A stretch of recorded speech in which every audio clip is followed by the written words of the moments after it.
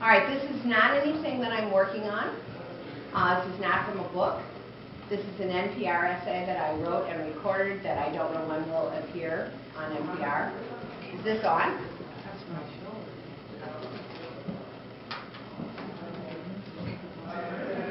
Okay. Okay. And it's a call, the 8th Grade Yacht Cruise Road Trip and Dinner Dance. By my count, including kindergarten, I've graduated 5 times.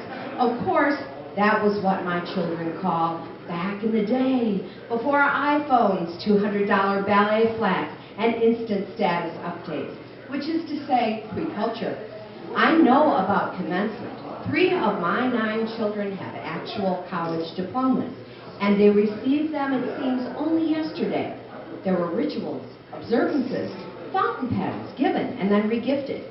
Despite this, nothing could have prepared me for the onslaught associated with the graduation of my 2 8th grade daughters.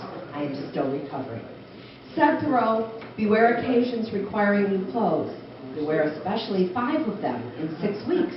OMG, as my daughters would say. At first, my shy girls, Mia and Merritt, weren't sure about the semi.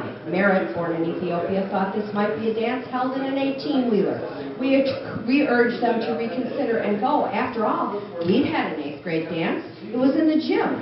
In a gym similar to the place where 4 years later we would go to the prom. We bought dresses. We bought those dresses at Sears. How could we know that once unleashed, our girls' desires would make Anna Wintour look like the poster girl for voluntary simplicity? They thought they might have to go to New York for a weekend to shop. They discussed how to measure up to Simone, Stephanopoulos, and especially Serena, whose dress was created for this purpose when she was 8 or 10 or something by a designer in Istanbul using age progression. Then came the class trip. Not a day trip to the amusement park, a week to Washington, D.C. No more than $150 each in spending money. Next, an LBD for the dinner dance. What's up with the dinner dance? A dinner dance is what your parents went to in 1969 at the Moose Lodge. This was the 8th grade dinner dance, and it was held at a place called the Jailhouse Tavern. I'm not making that up. That left only the yacht cruise. Now, our family is so large that when we moved to this small town in Massachusetts, it basically changed the census data. We have a certain level of need. So the school was gallant in helping make sure that our daughters were included in all these adventures, but we also did our part. Each event required multiple corollary events. Among them were Christmas tree sales, wrapping paper sales, bumper sticker sales, fudge sales, bake sales, yard sales, car washes, cat grooming, piñata demos, spaghetti dinners, pancake breakfasts, pizza lunches. And of course, as with all school functions, no one except the parents buys anything. Of course, co-workers now avert their eyes when they see us coming, even if we pretend that the sign-up sheet that we have is only a petition to ban books or something. Now there are the tributes. Serena's parents are buying ads in the local newspapers and hiring a videographer. Stephanopoulos has an uncle who designed fireworks for their family celebration. There's a question of dresses for the private party. Is rewear okay? At last I put my foot down. I said, it's okay for Catherine, Duchess of Cambridge. It's going to be okay for you too. We bought dresses. We bought those dresses at Sears. They were perfectly good dresses and they cost $49. And despite that, since January, it's been a check here and a check there.